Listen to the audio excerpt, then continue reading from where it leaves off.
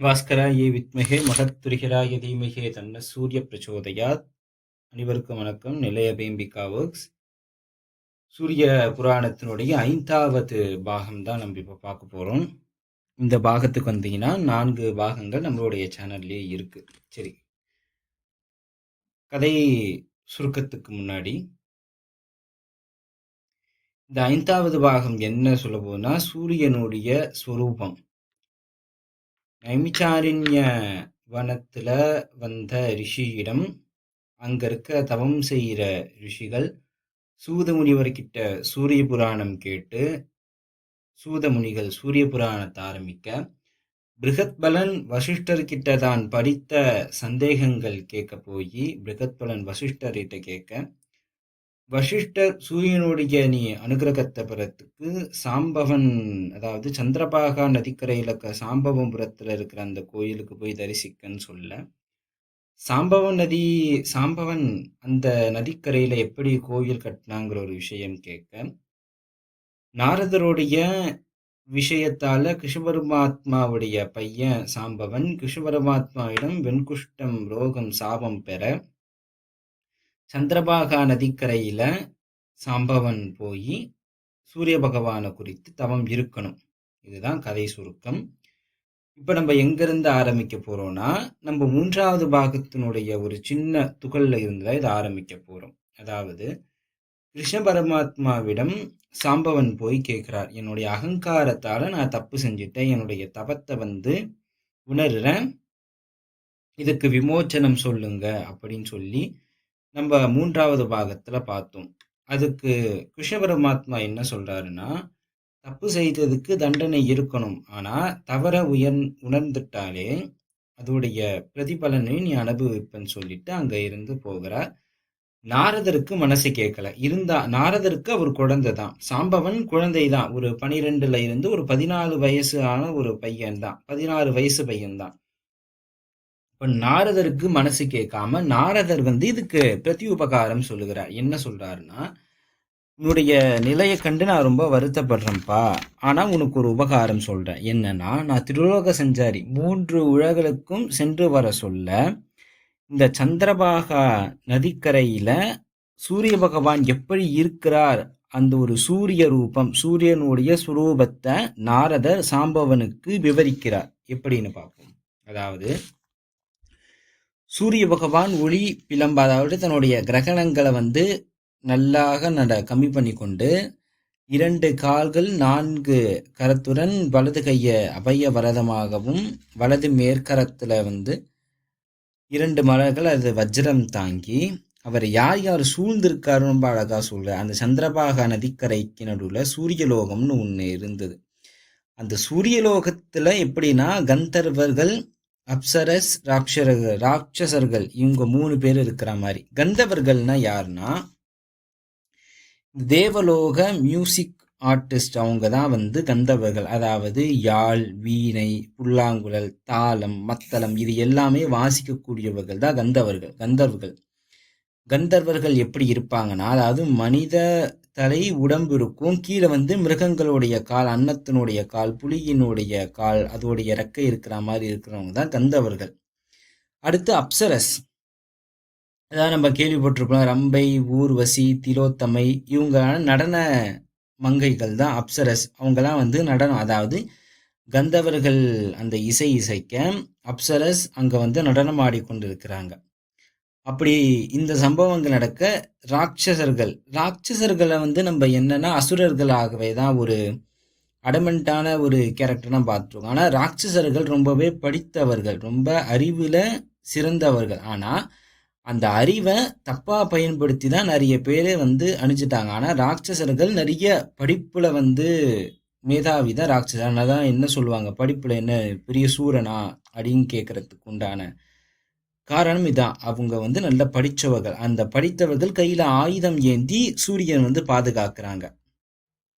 எப்படி எந்தெந்த காலங்களை வைக்கிறாங்கன்னா, உஷா காலம், உச்சி காலம், சாயங்காலம். உஷா காலங்கிறது உதிக்கின்ற காலம், உச்சி காலம் மத்தியானம், சாயங்காலம், இந்த 3 காலங்களையும் பூஜிக்கிறாங்க.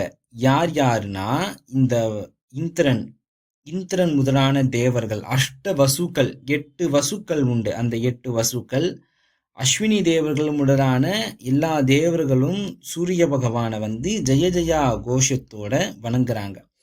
அப்படி வணங்க மேல இருந்து திரிமூர்த்திகளான பிரம்மா, விஷ்ணு, ருத்ரன் வந்து பூச்சொரிகிறாங்க. இதெல்லாம் நடந்து கொண்டே இருக்க சொல்ல சூரிய பகவான் தன்னுடைய அன்றாடும் வேலைக்கு போறார். அவருடைய அந்த 7 குதிரைகள் எப்படின்னா, அந்த 7 சமுத்திரத்தினுடைய சாட்சியாகக்கூடிய அந்த 7 குதிரைகளை யாரு தேர்ல பூட்டுறாருன்னா, அருணன்கிற அந்த நபர் தான். அவர் தான் அவருடைய தேருனுடைய சாரதி தான் அருணன். நம்ம நாளடைய அருணன் யாருங்கிறத பார்ப்போம். இந்த அருணன் தான் அந்த 7 குதிரைகளையும் வந்து அந்த தேருல பூட்டி அதாவது சூரிய பகவான் கிளம்ப எப்படின்னா, உஷா பிரத்யுஷாங்கிற 2 மனைவிகளோட, பிங்களன் தண்டநாயக்குங்கிற 2 துவாரபாலகரோட,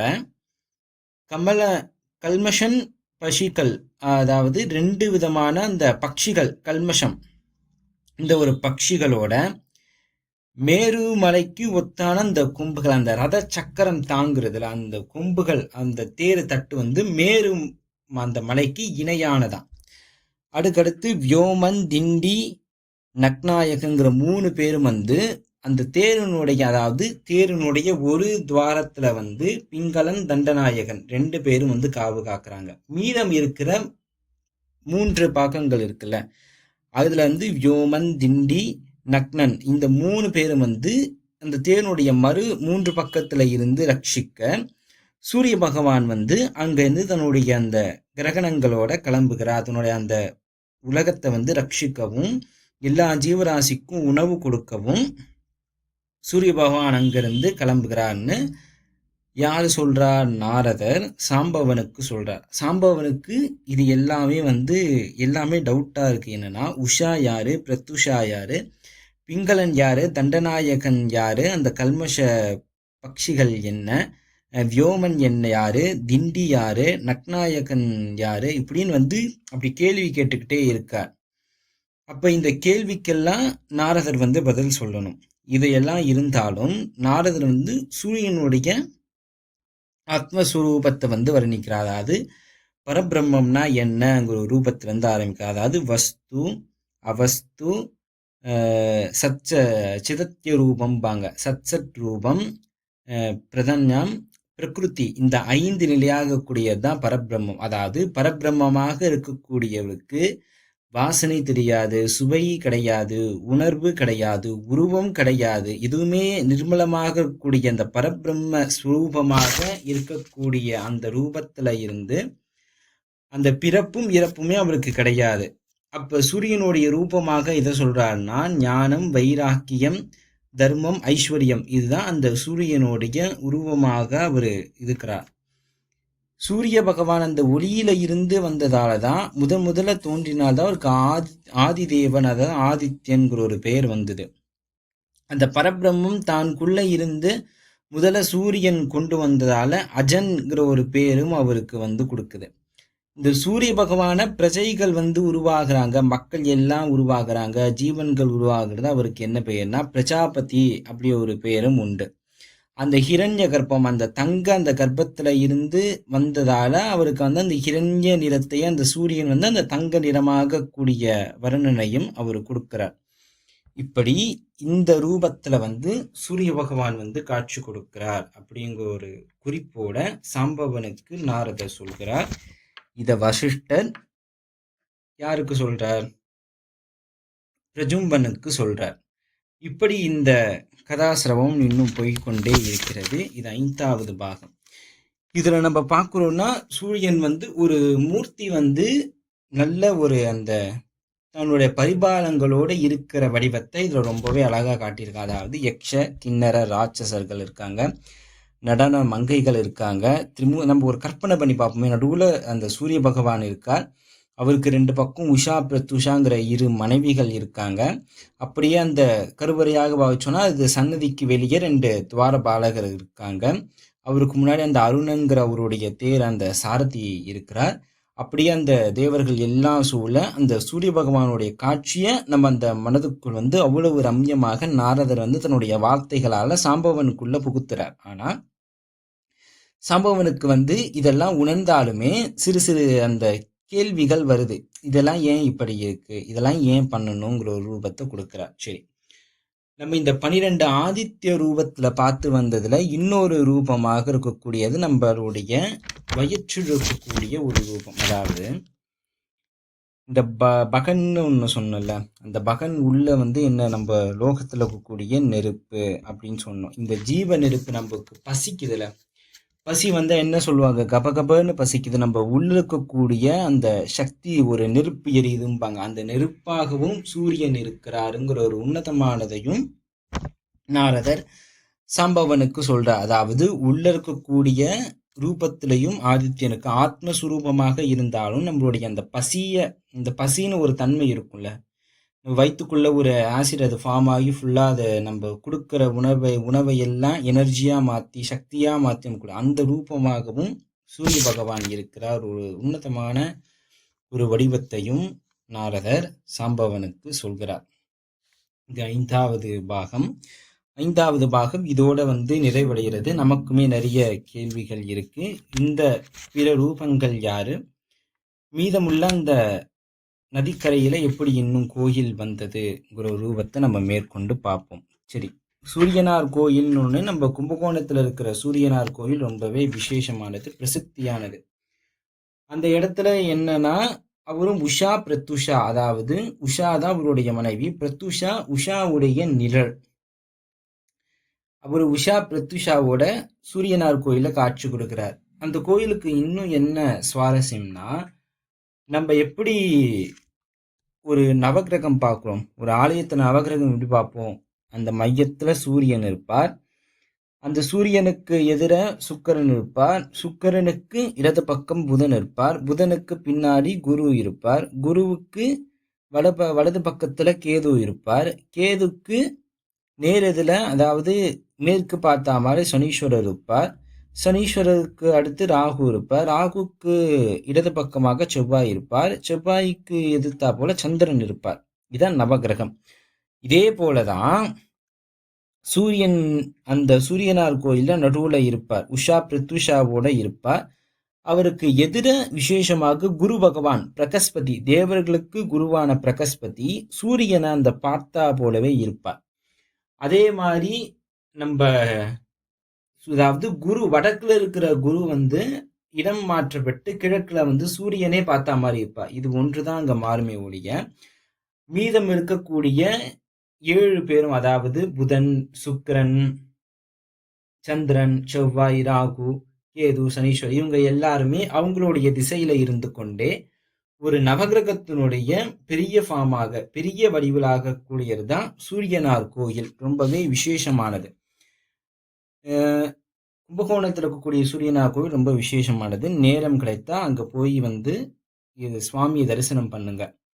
யார் யாருக்கு ஜாதகத்துல வந்து குரு சூரியனை பார்க்கறா, இல்ல சூரியன் குரு சேர்க்கை இருக்கும், அவங்க சூரியனார் கோயில் போறது உத்தமம். ஏன்னா குருவுடைய பார்வை எதுவுமே பலப்படுத்தும் நன்மை. குருவுடைய பார்வைக்கு நிறைய பலன்கள் உண்டு. அப்ப குரு நம்மளுடைய பார்வை எப்படி இருக்கும், நம்ம இருந்து நேரா ஒருத்தர் பார்ப்போம். அப்ப அந்த ஆலயத்துல குரு சூரியனை முழுமையா பார்க்கிறார், நேருக்கு நேராக பார்க்கிறார். அப்ப எவ்வளவு விசேஷமான ஒரு கோயில். சூரியன் மூலவராகக்கூடிய கோயிலாக இருந்தாலும் குருவுடைய பார்வையில சூரியனுக்கால் ரொம்பவே விசேஷமான ஒரு மூர்த்தியாக உஷா பிரத்துஷா தம்பதி சமேதராகக்கூடிய அந்த சூரியனார் கோயில சென்று தரிசிப்பது நமக்கும் நம்மளுடைய குடும்பத்துக்கும் நல்லதுங்கிற சொல்லி இந்த 5வது பாகத்தை வந்து நிறைவு செய்து 6வது பாகமும் நம்ம காண இருக்கிறோம். ஒவ்வொரு பாகத்திலையும் குறைஞ்சது ஒரு சூரியன், அதாவது சூரிய பகவான் அருளை எப்படி பெறலாம், இல்லை கோவில்கள் எந்த கோயில நம்ம சூரியனை வந்து பார்ப்போங்கிற ஒரு கூடுதல் தகவலோட நம்ம ஒவ்வொரு பதிவுமே பதிவிடுவோம். தொடர்ந்து இந்த பதிவுகளை கேளுங்க. நீங்க சென்று படிக்கவோ இந்த வார்த்தைகளை படிச்சு இதுக்கு அர்த்தம் தேடாம நீங்க வார்த்தைகள் மூலம் உங்க காதுகள் மூலமாக நம்ம இந்த விஷயங்களை கேட்கிறோம். என்னைக்குமே படிக்கிறத விட ஒருத்தவங்க சொல்றத கேட்கறது ரொம்ப சுவாரஸ்யமானது. அதனால தான் இந்த கதை எப்படி ஆரம்பிக்குது? நைமிச்சாரண்ய வதத்துல இருந்த ரிஷிகள் சூத முனிவர்கிட்ட கேட்குறாங்க. அவங்க ஓலைச்சுவடியா வாங்கல. அதை எழுதி கேட்கல. ஆனா அத கதையா கேட்டு அவங்கக்குள்ள வாங்கிக்கிறாங்க. நம்ம காதுக்கு ரொம்ப ஸ்பெஷாலிட்டி. அதனால தான் காது வந்து 2 பக்கமா வச்சிருக்காங்க. காதுக்கு வந்து நின்று பற்றும் கருவின்னு பெயர் உண்டு. அதாவது சொல்லுகிற ஒரு ஓசைய கண்கள் வந்து நம்ம கண்ணு வந்து அலைப்பாயும். ஏன்னா கண் என்ன அப்படியே அங்கே வந்து அந்த கருவிழிகள் அசையும். ஆனா காதுகள் மட்டும்தான் நின்ற இடத்துல இருந்து அந்த என்ன செய்தியோ அதை பெற்று நம்ம மூளைக்கு சொல்லும். அப்படி உன்னதமாக அந்த காதுகள் மூலமா கேட்கறது ரொம்பவே விசேஷமானது. கேள்வி ஞானம் ரொம்பவே பிரசித்தமானது. அதனால நீங்க கேட்கறத மற்றவங்களுக்கு வந்து ஷேர் பண்ணுங்க. இது மேலும் நீங்க வந்து இந்த விஷயத்த வந்து மேம்படுத்திக்கலாம். இந்த விஷயம் உங்களுக்கு வந்து புரியல, இதை ஒன்றும் நீங்க விளக்கமா சொல்றவங்க கமெண்ட் செக்ஷன்ல கமெண்ட் பண்ணுங்க. இது மாதிரி பதிவுகளை நீங்க அடைய சப்ஸ்கிரைப் பண்ணுங்க. சப்ஸ்கிரைப் தான் ரொம்பவே முக்கியமானது. ஏன்னா இங்க இது மாதிரி பதிவிடுறவங்களுக்கு ஊக்கப்பொருளாக அந்த சப்ஸ்கிரைப் தான் இருக்கு. அதனால லைக் பண்ணுங்க, ஷேர் பண்ணுங்க, கமெண்ட் பண்ணுங்க, சப்ஸ்கிரைப் பண்ணுங்க. தொடர்ந்து இது மாதிரியான பதிவுல 6வது பாகத்தோட நம்ம சூரிய புராணத்துல சந்திப்போம். நன்றி.